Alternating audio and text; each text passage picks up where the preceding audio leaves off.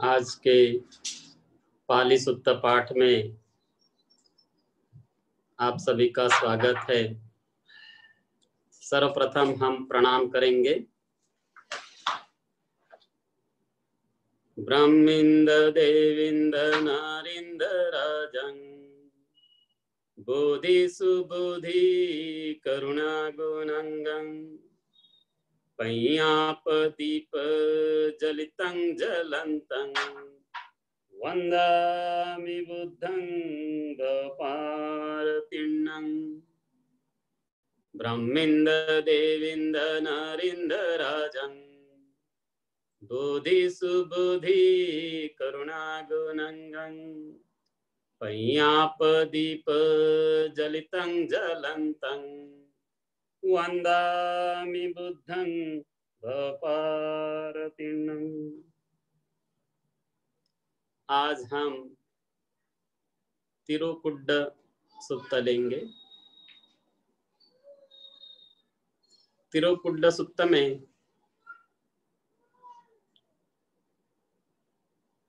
अत्याधिक लोभ के कारण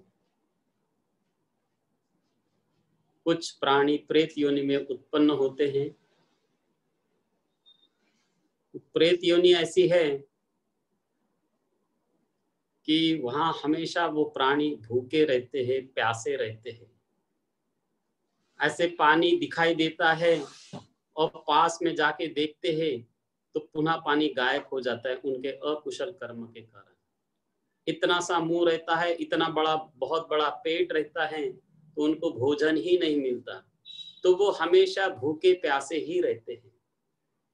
तब वे हमेशा प्रतीक्षा करते रहते हैं कि उनके जो रिश्तेदार होते हैं, उनके हितैषी होते हैं, जब तक वे पुण्य कर्म नहीं करते हैं, उनके नाम से संघ को दान करते हैं, तब वे उस पुण्य को प्राप्त कर उस दुर्गति से मुक्त हो जाते हैं। और कोई उपाय नहीं है। तो हमारे जो पूर्वज होते हैं, यदि किसी न किसी जन्म में कोई प्रेत योनि में उत्पन्न होता है, तो हमारे पूर्वजों के नाम से भिक्षु संघ को हम दान करते हैं, तब वे उस योनि से मुक्त होते हैं। तो ये प्रेतों का वर्णन यहाँ दिया हुआ है, वो हम देखेंगे।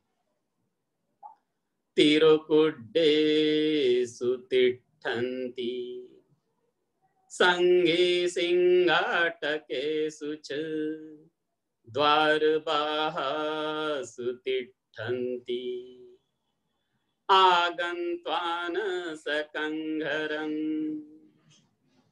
तिरुकुड्डेषु तिष्ठन्ति संगे सिंहाटकेषु च द्वारबाहसु तिष्ठन्ति आगन्त्वान् सकंघरं तिरुकुड्डेषु तिष्ठन्ति। ये प्रेत लोग कहाँ आते हैं? संघी सिंहाटकेषु च। ये दीवार के बाहर दो राह या चौराहे पर द्वारबाहसु तिष्ठन्ति, या अपने ही घर के पास द्वार यानी दरवाजे के बाहर, किवाड़ के पास या गेट के पास खड़े रहते हैं। पहुते अन्नपानम् खज्ज भुज्जे उपस्थिते नाते संकोची सरति सताणं कामपचया। पहुते अन्नपानम् खज्ज भुज्जे उपस्थिते नाते संकोची सरति सताणं कामपचया। बहुते अन्नपानमी, बहुत अन्नपान, खज्ज भुज्जे, खज्ज गांव देहात की भाषा में खाजा बोलते हैं, खज्ज खाद्य, भोज्य इत्यादि के रहने पर भी उनके बुरे कर्म के कारण घर का कोई भी उनको याद नहीं करता। न ते संकोची सरति, उनको कोई याद नहीं करता, वो उनके बुरे कर्म के कारण। एवं ददन्ति ज्ञातीनं ये हुन्ति अनुकंपका शुचिं पणितं कालेन कपियं पानभोजनम् इदं वो ज्ञातिनं होतु सुखिता हन्तु ज्ञातयो एवं ददन्ति ज्ञातिनं ये हन्ति अनुकंपका शुचिं पणितं कालेन कपियं पानभोजनम् इदं वो ज्ञातिनं होतु सुखिता हन्तु ज्ञातयो। जो लोग दयालु है वे बंधु और की ओर से समय पर पवित्र, स्वादिष्ट और अनुकूल पान तथा भोजन का दान करते हैं और संकल्प करते हैं कि यह पुण्य बंधुओं को मिले और वे सुखी हो। तो ये जो घर में भिक्षुगण आते हैं उनको ऐसा सुंदर सुचिं, सुंदर पणितं, ऐसा स्वादिष्ट भोजन दान करना है और ऐसा बोलना होता है कि ये जो हमारा जो आज का भोजन दान है, ये जो पुण्य है हमारे बंधुओं को मिले और वे सुखी हो।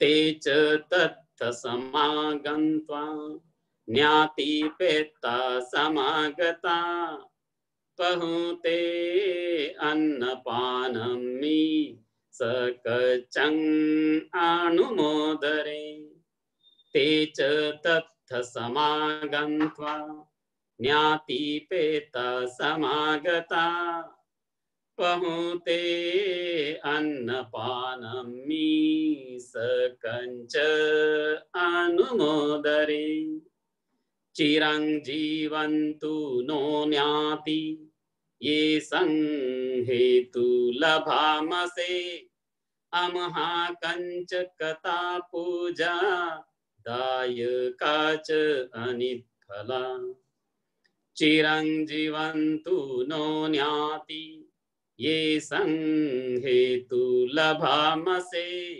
अमहा कंच कथा पूजा दायका च अनित्फला।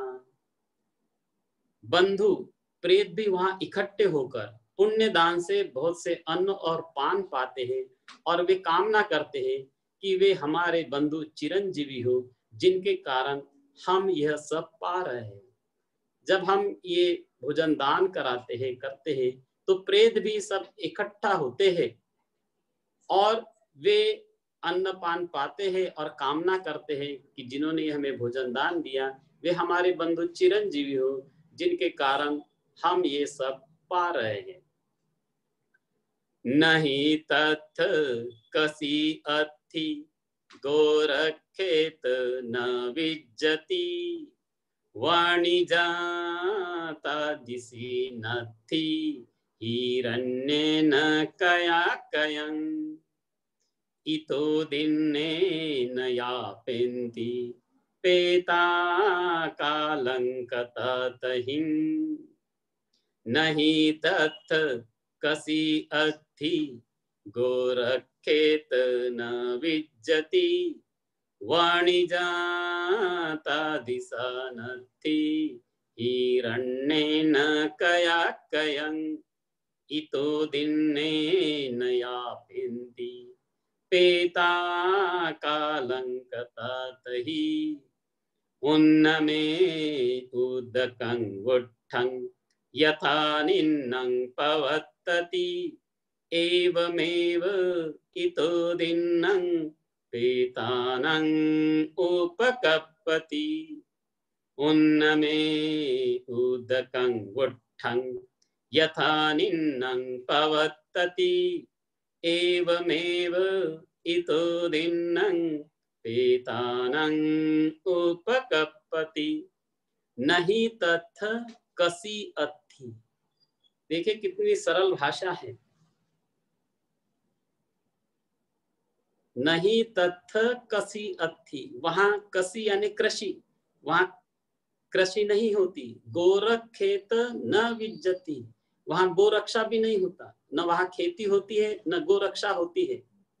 वाणिजा तादिसी न थी। वाणिजा यानी वाणिज्य, व्यापार, वहां न कोई रोजगार होता है, न कोई क्रय विक्रय होता है। हिरण्येन कयाकयं, कयाकयं मतलब क्रय विक्रय, वहां न कोई रोजगार होता है, न पैसे का कोई लेन देन नहीं होता। फिर वहां क्या होता है, इतो दिन्नेन यापेन्ति, यहाँ जो पुण्य दान से काल प्राप्त प्रेत जीविका करते हैं, यानी केवल हम जो पुण्य करते हैं उनके नाम से, उन्हीं से उनकी जीविका चलती है। वहां न कोई खेती होती है, न गोरक्षा, न कोई रोजगार, न क्रय विक्रय, कुछ नहीं। यहाँ के जो पुण्य दान से वो प्रेत जीविका करते हैं। उन्नमे उदकं वट्टं, ये जो गाथा है भिक्षुगण हमेशा यही गाथा को बोलते हैं। उन्नमे उदकं वट्टं यथा निन्नं पवित्तति एवमेव इतो दिन्नं पेतानं उपकप्पति। जिस प्रकार ऊंचे स्थल पर गिरा पानी नीचे बह जाता है, उसी प्रकार यहाँ दिया गया सब पुण्य प्रेतों को प्राप्त होता है। उन्नमे उदकं वट्टं यथा निन्नं पवत्तति एवमेव इतो दिन्नं पेतानं उपकप्पति। जिस प्रकार ऊंचे स्थल पर गिरा पानी नीचे बह जाता है, उसी प्रकार यहाँ दिया गया सब पुण्य प्रेतों को प्राप्त होता है। यथा वारी वहा पूरा परिपूरन्तु सागरं एवमेव इतो दिन्नं पेतानं उपकप्पति। यथा वारी वहा पूरा परिपूरन्ति सागरं एवमेव इतो दिन्नं पेतानं उपकप्पति। जिस प्रकार भरी हुई नदियां परिपूरन्तु सागरं, समुद्र को भर देती है, उसी प्रकार यहाँ दिया गया पुण्य प्रेतों को प्राप्त होता है। जिस प्रकार भरी हुई नदियां समुद्र को भर देती है, उसी प्रकार यहाँ किया गया पुण्य प्रेतों को प्राप्त होता है। नहीं रुन्नं वसु अदासी में अकाशी में ज्ञातिमित्ता सखाच में पेतानं दक्षिणं दज्जा उब्बे कतमनुस्सरं। अदासी में अकाशी में ज्ञातिमित्ता सखाच में पेतानं दक्षिणं दज्जा उब्बे कतमनुस्सरं। बंधु और मित्रों ने मुझे अमुक धन दिया था, मेरे लिए अमुक काम किया था, इस प्रकार पहले की सेवा का अनुस्मरण कर प्रेतों की ओर से दक्षिणा देनी चाहिए। यानी हमारे जो पूर्वज होते हैं वो काल कर चुके हैं, तो हमको ऐसा ध्यान रखना है कि हमारे बंधु हमारे मित्रों ने अमुक मुझे धन दिया था, मेरे लिए अमुक काम किया था, तो पहले की सेवा का अनुस्मरण कर प्रेतों की ओर से दक्षिणा देनी चाहिए। नहीं रुन्नं वासु कोवा याचय्या परिदेवना न तं पेतानमत्थाय एवं तिष्ठन्ति ज्ञातयो। नहीं रुन्नं वसु कोवा याचय्या परिदेवना न तं पेतानमत्थाय एवं तिष्ठन्ति ज्ञातयो। नहीं रुन्नं वसु कोवा, रोदन, रुन्नं यानी रोना, शोक या अन्य विलापों से प्रेतों का कोई फायदा नहीं पहुंचता। इस प्रकार पुण्य से ही वे बंधु वे प्रेत सुगति को प्राप्त होते हैं। तो रोने गाने से, शोक करने से, विलाप करने से प्रेतों को कोई फायदा नहीं पहुंचता, लेकिन जो हम पुण्य करते हैं वही प्रेत बंधु सुगति को प्राप्त हो जाते हैं। आयंच खो दक्षिणा दिन्ना संगमी सुपतिष्ठिता दीघरतं हितायस् ठानसु उपकपति अयंच को दक्षिणादिन्ना संगमी सुपतिष्ठिता दीघरतं हितायस् ठानसु उपकपति सोन्याति धम्मोच अयं निदस्सितो पेतानं पूजा च कथा उडारा बलंच भिक्खुनं अनुपदिन्नं तुम्हे ही पुयं पसुतं अनपक्कन्ति तिरुकुड्ड सुत्तं निष्ठितं। सुप्रतिष्ठित संघ को दक्षिणा दी गई। ये जो है केवल भिक्षु संघ को भोजन दान कराना है और भिक्षु संघ को ऐसा बोलना है, बनते ये आज का भोजन दान हमारे प्रेतों के नाम से है। तो सुप्रतिष्ठित संघ को ये दक्षिणा दी गई। ये दीर्घ काल तक उनके हित के लिए होगा और इस समय भी ये हमारे लिए फायदा पहुंचाती है। तो भिक्षुओं को बल मिल गया और हमने भी बहुत सारा पुण्य प्राप्त कर लिया। इस तरह ये तुरुकुड्ड सुत्त यहाँ समाप्त हो जाता है। इसके पश्चात हम, क्योंकि लगभग हमारे सभी समाप्ति की ओर हैं, तो हमने ऐसा निश्चय किया है कि प्रतिदिन हम 5-6 धम्मपद की गाथाएं लेंगे। धम्मपद बौद्ध साहित्य का सबसे अधिक लोकप्रिय ग्रंथ है। वो इतना लोकप्रिय है कि बौद्ध देशों में तो आज भी अधिक मान्यता और श्रद्धा का पात्र है।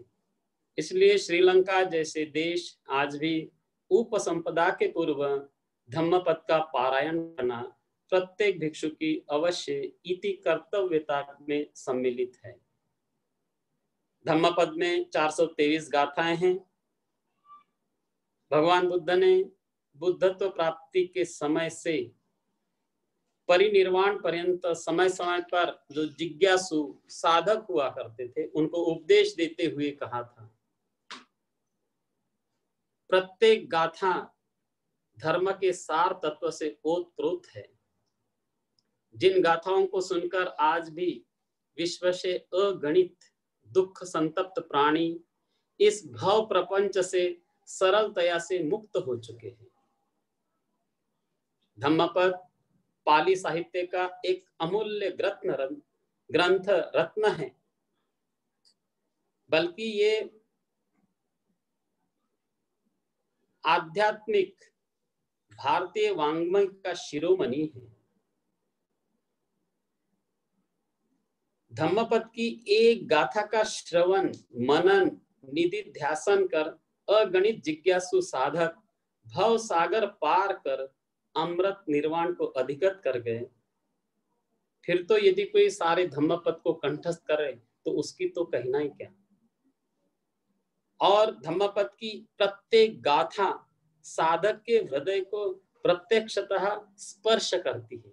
इतना बहुमूल्य ये धम्मपद है और जब तक इसका अत्यधिक समाज में प्रचार प्रसार होगा उतना ही अधिक मानव समूहों का कल्याण हो सकेगा। तो इसी तारतम्य में हम सोच रहे कि हम 5-10 गाथाएं रोज ले लिया करेंगे। तो सर्वप्रथम मैं एक गाथा लेता हूं।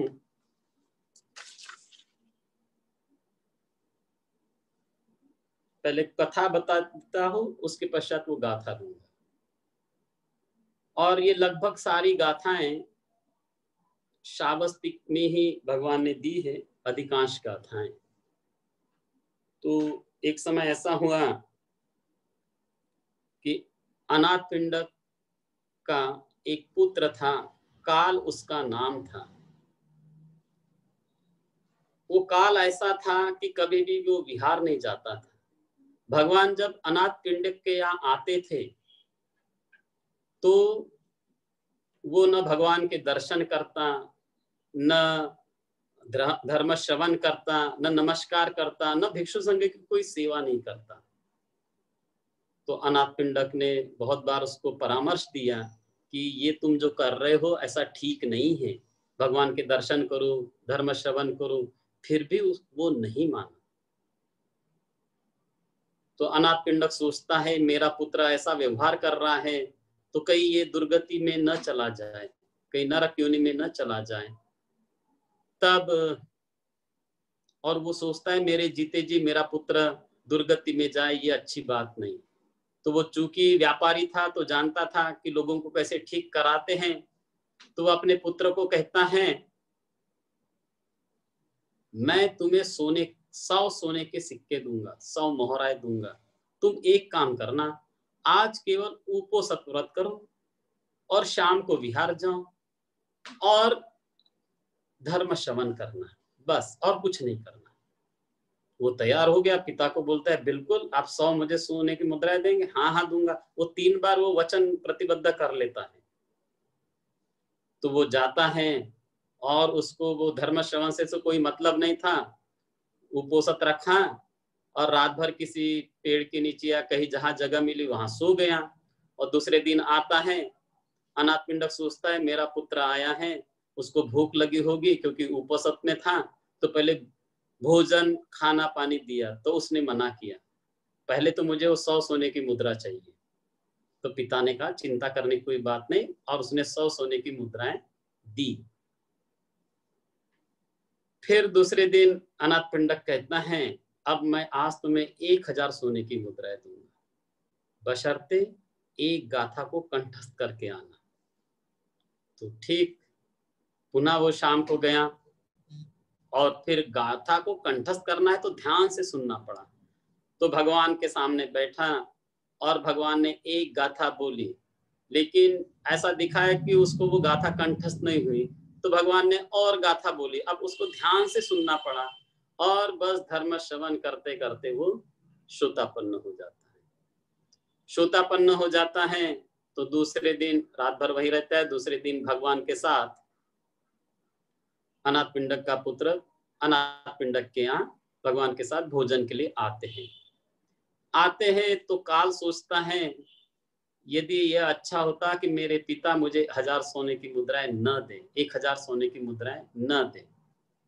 तो भोजन हो गया सब, और फिर ये अनाथ पिंडक ने 1000 सोने की मुद्राएं देना चाहा, लेकिन उसने मना किया, पहली बार, दूसरी बार और तीसरी बार भी।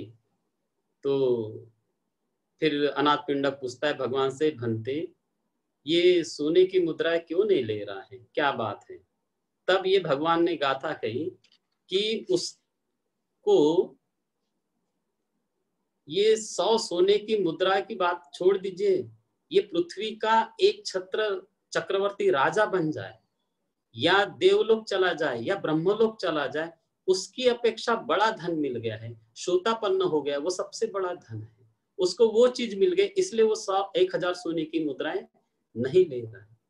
यानी इस पृथ्वी का समस्त राजा बन जाए, क्योंकि राजा भी बन जाएगा तो भी वो दुर्गति में जा सकता है, देवलोक में भी चला जाए, ब्रह्मलोक में भी चला जाए तभी वो दुर्गति में जा सकता है। लेकिन अब वो श्रोतापन्न हो गया है, आखिरी की बात, श्रोतापन्न हो गया है तो उससे बड़ा धन मिल गया है, इसलिए वो सोने की मुद्राएं नहीं ले सकता। और फिर ये गाथा बोली, पथव्या एक रज्जेन सगस गमनेन वा सबलोकाधिपत्येन सोतापत्ति फलं वरं। पथविया एक रज्जेन सगस गमनेन वा सबलोकाधिपत्येन सोतापत्ति फलं वरं। पथविया एक रज्जेन, पथवी यानी पृथ्वी, एक रज्जेन, इस पृथ्वी का एक छत्र सम्राट हो जाए, सग्गस गमनेन वा, मरने के पश्चात स्वर्गलोक चला जाए, सब लोकाधिपत्येन, सारे लोगों के ऊपर आधिपत्य मिल जाए, लेकिन श्रोतापन्न हो जाना श्रेष्ठ है। ये गाथा बोली और वहां जो सुनने वाले लोग थे उनको भी ये गाथा बड़ी लाभदायक हो जाती है और भगवान की ये गाथा बोलने के बाद अनेक लोग श्रोतापन्न हो जाते हैं। इस तरह हम दूसरी गाथा लेंगे।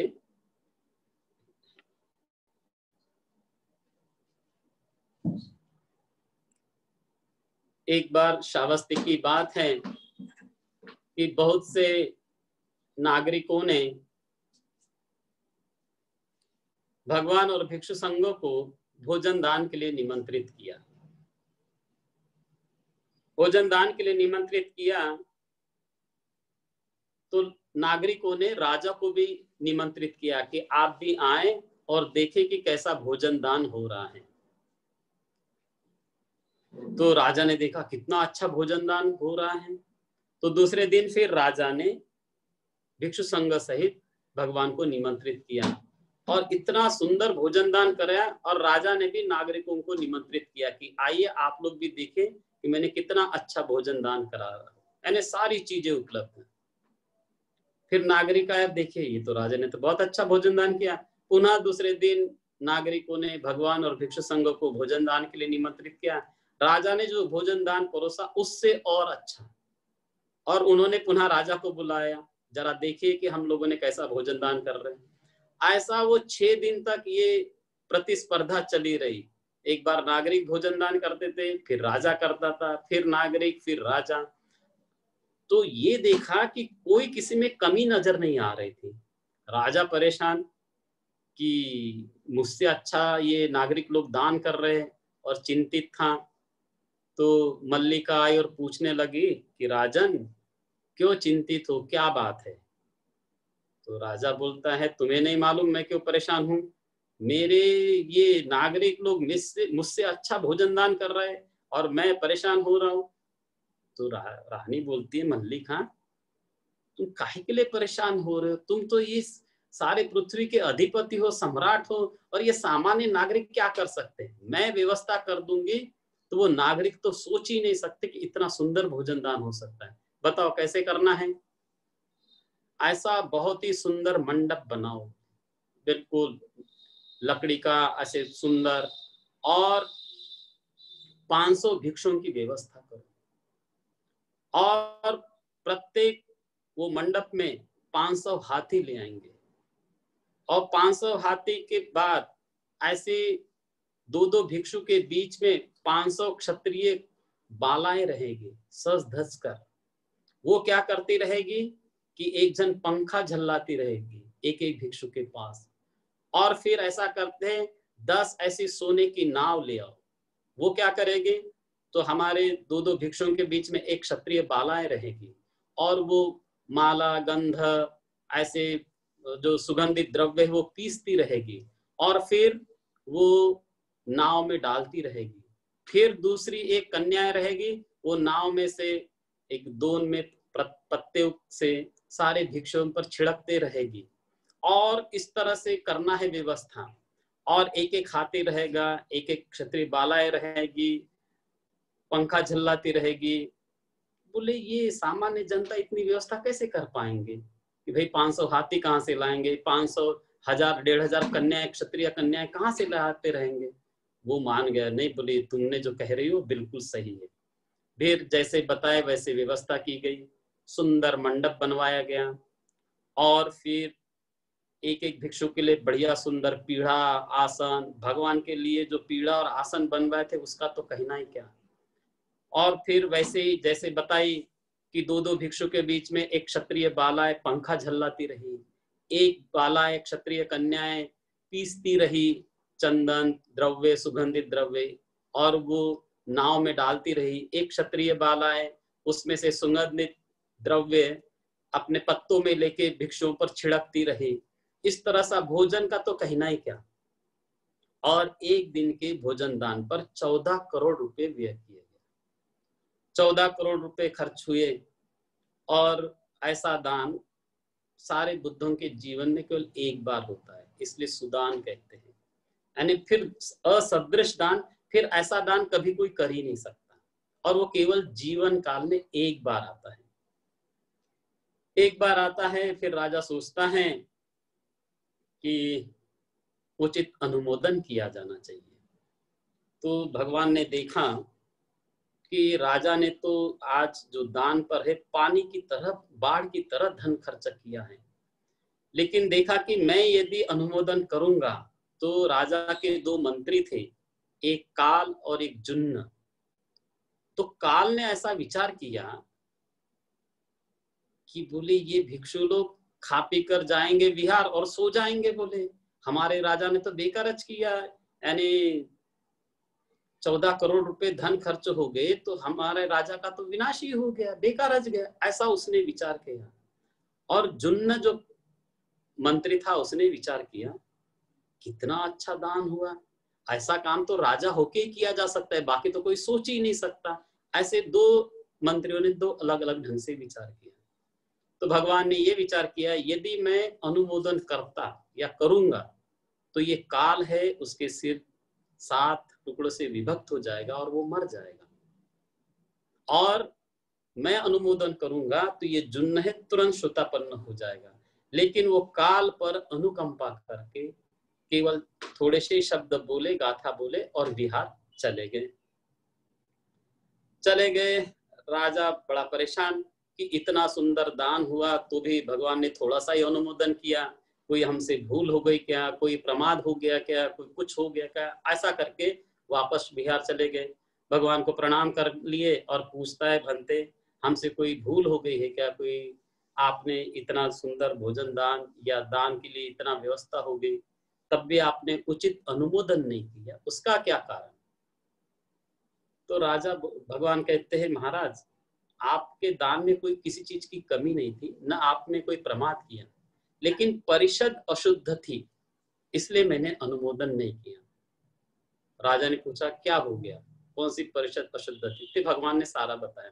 वो काल और जुन्न, काल ने ऐसा विचार किया मैं यदि अनुमोदन करता तो उसके सिर के 7 टुकड़े में विभक्त हो जाता, और ये जुन्न है वो तुरंत श्रुतापन्न हो जाता। वो काल पर अनुकंपा करके मैंने अनुमोदन नहीं किया। वापस राजा आता है और दोनों को पूछता है क्यों तुमने ऐसा किया। तो काल बोलता है हाँ देव मैंने तो किया। तो राजा बोलता है मैंने तुमसे कोई चीज मांगा क्या, मैंने तो ये सारा धन खर्च किया अपनी कमाई का किया है, और उसको तुरंत देश से निकल जाने का आदेश दे दिया, तुम देश छोड़ के चले जाओ। और फिर जो जुन्न रहता है क्यों तुमने ऐसा विचार किया, हाँ देव मैंने विचार किया, तो मैं इतना प्रसन्न हूँ, बोले 7 दिन के लिए मेरा राज्य संभाल लो बोले, और तुम सुख उपभोग कर लो, और तुम 7 दिन तक दान करते रहो बोले। और फिर राजा कहता है भगवान से भंते देखो ना मूर्ख लोग, बोले कि दान की भी प्रशंसा नहीं करते, दान की भी निंदा करते हैं लोग, कैसे संसार में मूर्ख लोग होते हैं। तब भगवान ने ये गाथा कही, नवे कदरिया देवलोकं वज्जन्ति बाला हवे नापसंसन्ति दानं धीरोच दानं अनुमोदमानो तेनेव सुहोति सुखी परथा नवे कदरिया देवलोकं वज्जन्ति बाला हवे न प्रशंसन्ति दानं धीरोच दानं अनुमोदमानो तेनेव सुहोति सुखी परथा। नवे कदरिया देवलोकं वज्जन्ति, कदरिया यानी कंजूस लोग देवलोक नहीं जाते। बाला हवे न प्रशंसन्ति दान, मूर्ख लोग दान की भी प्रशंसा नहीं करते। धीरोच दानं अनुमोदमानो, जो धीर पंडित वो दान का अनुमोदन करके वे स्वयं सुखी हो जाते हैं। इस तरह ये दो धम्मपद की गाथाएं हुई। एक और कथा ले लेते हैं।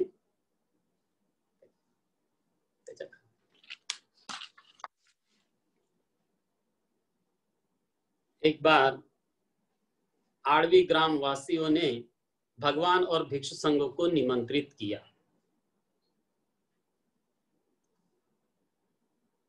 और उन्होंने महादान किया। जब दान किया तो भगवान ने अनुमोदन किया। भगवान ने क्या अनुमोदन किया?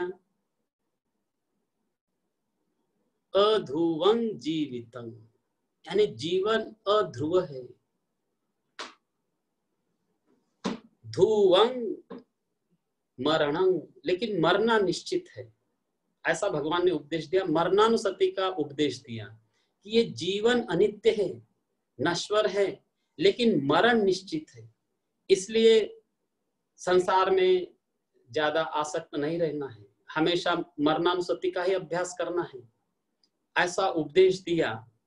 तो उस उपदेश में एक कुमारिका थी, 16 साल की लड़की। वो सोचती है, धन्य है बुद्धों का उपदेश, कितना सुंदर उपदेश किया भगवान ने। ऐसा करते मुझे भगवान के ये जो उपदेश किया है उस पर मुझे काम करना चाहिए, प्रयत्न करना चाहिए। तो उस कुमारिका ने 3 वर्ष तक मरणानुसति का अभ्यास किया।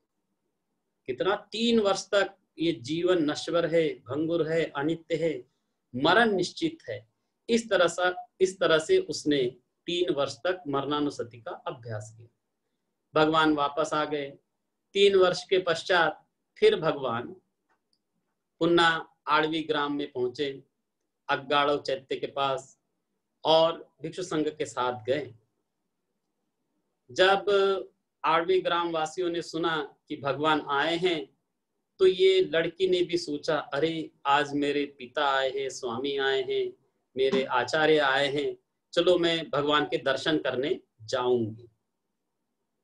लेकिन जब वो जा ही रही थी, ऐसी टुकनी में वो जुलाई की लड़की रहती हैं, तो टुकनी में ये टसर की गोले लेके जा रही थी।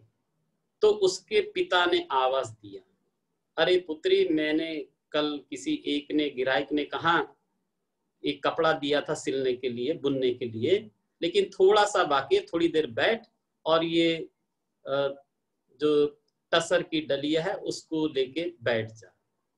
वो सोचती हैं कि मुझे भगवान का उपदेश जाना था और ये पिता की आज्ञा है, और पिता को अगर आज्ञा को नहीं मानूंगी तो पिता मुझे मार देगा।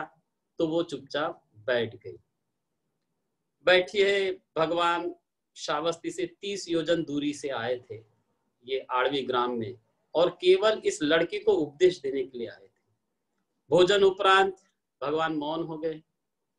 जब भगवान मौन हो गए तो संसार में कोई भी प्राणी, समस्त देवलोक सहित मनुष्य लोग, कोई हिम्मत नहीं कर सकता था कि भगवान को कुछ कहे, कि भगवान आप कुछ बोले। कोई हिम्मत ही नहीं कर सकता था, क्योंकि अब भगवान ने इसलिए अनुमोदन नहीं किया, वो तो लड़की की प्रतीक्षा कर रहे थे कि वो आ जाए और फिर मैं अपना अनुमोदन शुरू करूं। तो सारी जनता बैठी है और भगवान मौन चुपचाप बैठे हैं। अब ये लड़की निवृत्त हो गई काम से और फिर उस रास्ते से जा रही थी जहां भगवान उपदेश करने वाले थे। भगवान ने थोड़ा सा सिर ऊंचा करके देख लिया। वो लड़की ने भी देखा कि भगवान ने मुझे देख लिया। तो वो लड़की वो टुकनी सहित भगवान के पास आती है और भगवान उससे प्रश्न पूछते हैं, अरे कुमारी के, कहाँ से आ रही हो? तो वो लड़की कहती, भंते मैं नहीं जानती। कहाँ जाओगी? तो वो कहती है, भंते मैं नहीं जानती। फिर भगवान पूछते, क्यों नहीं जानती हो? हाँ जानती हूँ भंते। फिर क्या जानती हो? तो नहीं जानती भंते। ये जब 4 प्रश्न भगवान ने पूछे और लड़की ने ऐसा उत्तर दी, तो वो सुनने वाले जो लोग थे बड़े झुंझला गए। क्या पागल लड़की है ऐसी? भाई कहाँ से आ रही हो तो सीधा सीधा बतलाना देना चाहिए था कि मैं अपने पिता के घर से आ रही हूँ करके। और कहाँ जा रही हो बतला देना चाहिए था कि मैं वस्त्रशाला निर्माण में जाना चाह रही हूँ करके, जहाँ वस्त्र बुनते हैं। और ये ऐसा पागल टाइप उत्तर दे रही। कहाँ से आ रही हो तो बोलती है नहीं जानते, कहाँ जाना है तो बोलते नहीं जानते। तो लोग झुंझला गए। तो भगवान ने पूछा, क्यों कुमारी के, ये बताओ, मैंने प्रश्न पूछा कहाँ से आ रही हो तो तुमने उत्तर दिया नहीं जानती भंते, तो इसका आशय बताओ, किस उद्देश्य से मैंने ये प्रश्न पूछा। तो बताती है, भंते ये तो मैं समझ गई बोले, जब आपने पूछा कि कहाँ से आ रही हो तो ये तो आपको भी मालूम है बोले कि मैं अपने घर से आ रही हूँ करके। लेकिन मैं सोची कि भगवान का इतना ही आशय नहीं है, भगवान का कुछ और आशय है। तो मैंने इसलिए उत्तर दी कि नहीं जानती। क्या कहाँ से आ रहे हो मतलब मैंने इसके पूर्व किस योनि से च्युत होके इस मनुष्य योनि में, ये मैं नहीं जानती, इसलिए मैंने उत्तर दी कि मैं नहीं जानती भंते। भगवान ने कहा साधु साधु, तूने बहुत अच्छा उत्तर दी। और फिर कहाँ जा रही हो तो ये तो आपको भी मालूम है कि ये वस्त्र निर्माण शाला में जाओगे, लेकिन आपने पूछा कि कहाँ जाओगे, तो इसलिए मैंने कहा कि आपका ये आशय नहीं हो सकता, आपका और गंभीर आशय हो सकता है। तो इसलिए मैंने कहा मैं नहीं जानती। क्या नहीं जानती? कि मैं यहाँ से मर जाऊंगी, मैं किस योनि में जाऊंगी ये मैं नहीं जानती। इसलिए मैंने कहा कि कहाँ जाओगे, आपने जब प्रश्न पूछा तो मैंने कहा मैं नहीं जानती। फिर आपने तीसरा, तो भगवान ने फिर कहा साधु साधु, तूने बहुत अच्छा उत्तर दिया। फिर तीसरा प्रश्न पूछते हैं भगवान, क्यों नहीं जानती हो? तो मैंने कहा कि जानती हूँ। तो क्या जानती हो? तो भगवान मैंने वो कुमारिका बोलते, भंते आपने कहा नहीं जानती, तो मैंने ये कहा कि जानती हूँ। क्या जानती हो? कि हमारा मरण निश्चित है, ये जानती हूँ। इसलिए मैंने कहा कि मैं जानती हूँ। फिर भगवान ने कहा साधु साधु, तुमने बहुत अच्छा उत्तर दी। और फिर चौथा प्रश्न पूछे, क्या जानती नहीं हो? तो मैंने कहा नहीं जानती, क्योंकि मरने के पश्चात कि किस समय किस स्थान पर मेरी कहाँ मृत्यु होगी ये मैं ही नहीं जानती, इसलिए मैंने इस तरह से उत्तर दिया। भगवान ने कहा साधु साधु। तब जो सुनने वाले लोग थे वो शांत हो गए। तब भगवान ने ये गाथा बोली, अंधभूतो अयं लोको तनुकेत्थ विपस्सति सकुन्तो जालमुत्तो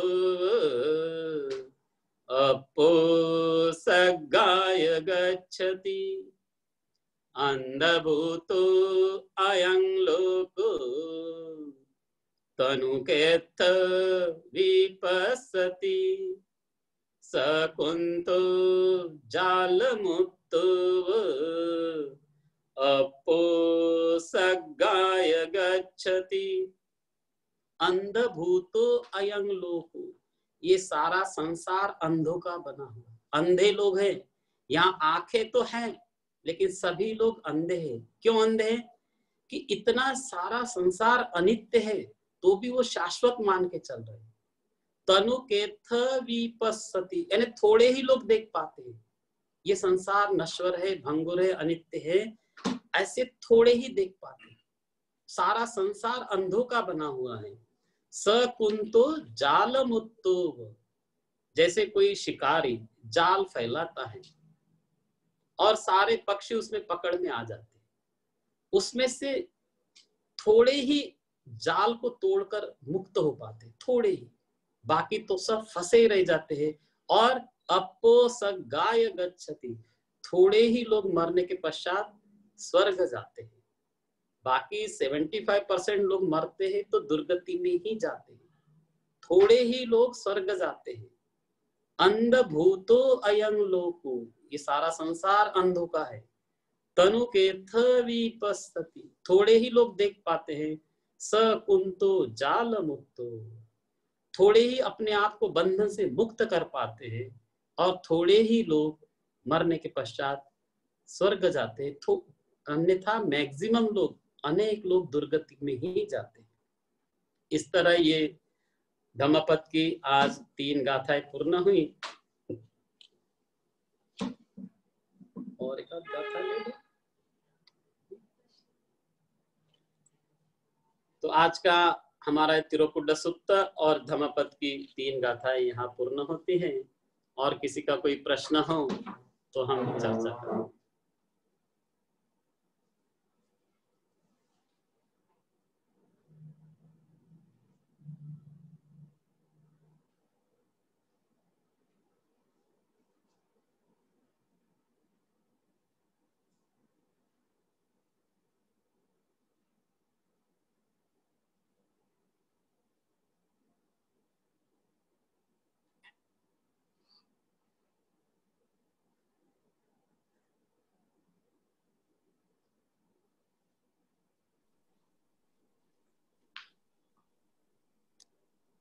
धम्मपद गाथा का नंबर नहीं बताया गया है।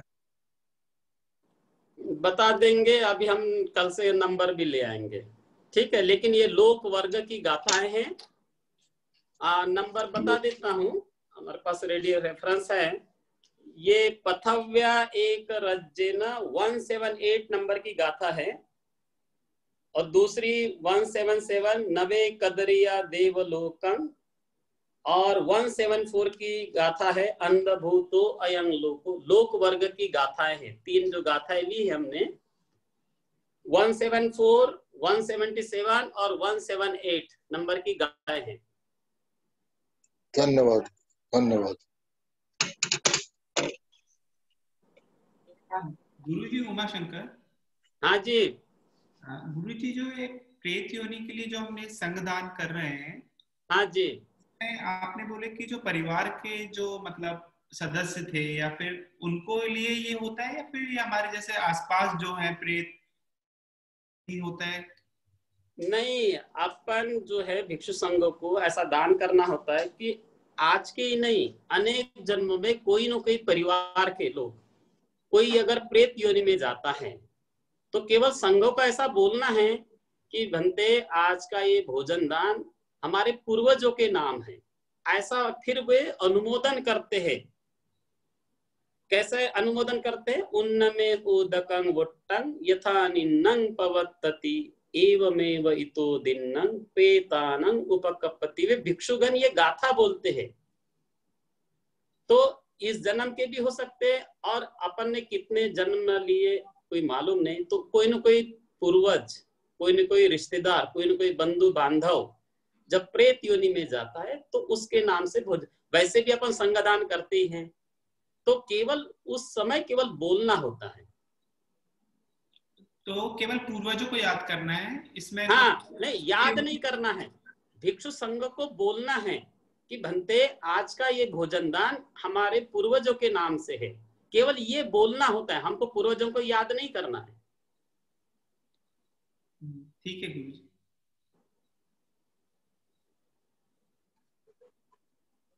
हेलो गुरुजी। हाँ जी जी।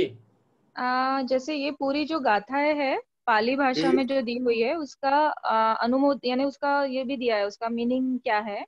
हाँ बट हाँ। इसके पीछे की आप स्टोरीज जो बताते हैं, ये स्टोरीज कहाँ पे मिलती है, यानी कैसे पता चलता है कि ये स्टोरी ऐसी थी और उसके बाद यानी भगवान ने ऐसे ऐसे बोला था? ये आपको अट्ठ कथाएं आती है। अट्ठ कथा नाम से, जैसे धम्मपद का भी सिंपल आपके पास होगा, धम्मपद अट्ठ कथा पढ़े। जैसे जातक की गाथा है, जातक अट्ठ कथा पढ़े, यानी सब कुछ आपको अट्ठ कथा में मिलेगा। कोई भी सूत्र की अट्ठ कथा होती है, यानी अर्था सहित कथा होती है, वो आपको पढ़ना है। अच्छा अच्छा, गुरुजी, एक प्रश्न आया है, कौन श्रोतापन्न हो सकता है? एक प्रश्न है प्राजक्ता का। तो जैसा बताया है कि वो 4 चीजें जब छूटती है, सक्काय दिट्ठी विचिकित्सतं च शीलबतं वापि यथार्थ किंचित, यानी हमारी ये 4 चीजें छूट जाएं तभी कोई व्यक्ति श्रोतापन्न होता है। लेकिन जब होना तब होना, हमको तो खाली प्रयत्न करते रहना है, चलते रहना है मार्ग पर। यानी सक्काय दृष्टि, विचिकित्सा, शीलवत परामर्श, ये सारी चीजें छूट जानी चाहिए। और विचिकित्सा, शक, संशय, संदेह, बुद्ध के प्रति, धम्म के प्रति, संघ के प्रति अगर विचिकित्सा है, शक है, संदेह है, तो हम आगे नहीं बढ़ पाएंगे।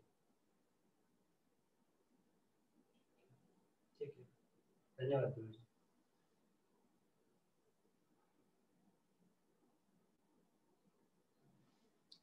समापन करें, किसी का कोई प्रश्न नहीं हो तो।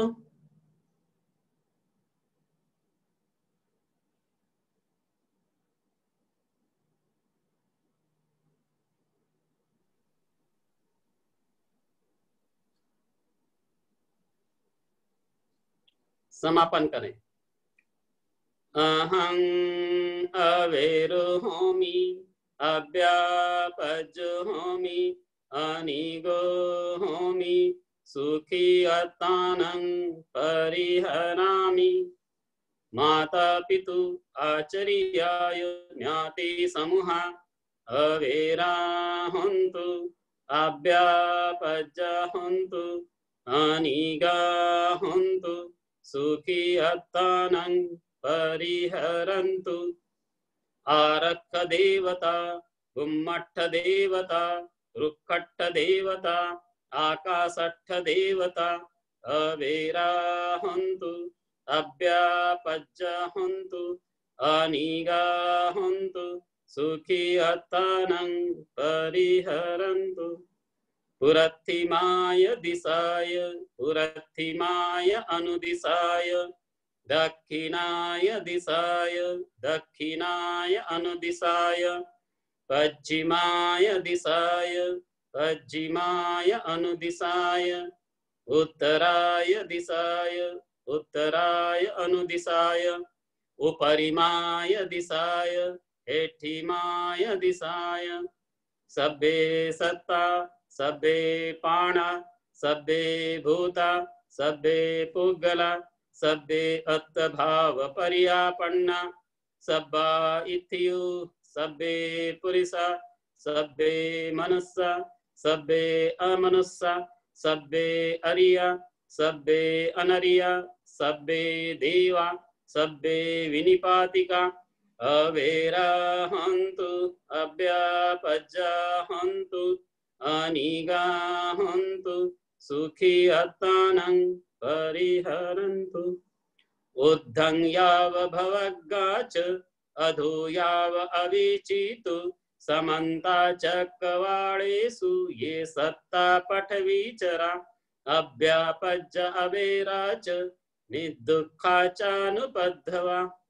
ऊर्ध्वं याव भवग्गाच अधो याव अविचितु समन्ता चक्रवालेषु ये सत्ता उदकेचरा अव्यापज्ज अवेराच निर्दुःखा चानुपद्धवा। ऊर्ध्वं याव भवग्गाच अधो याव अविचितु समन्ता चक्रवालेषु ये सत्ता आकाशेचरा अव्यापज्ज अवेराच निर्दुःखा चानुपद्धवा।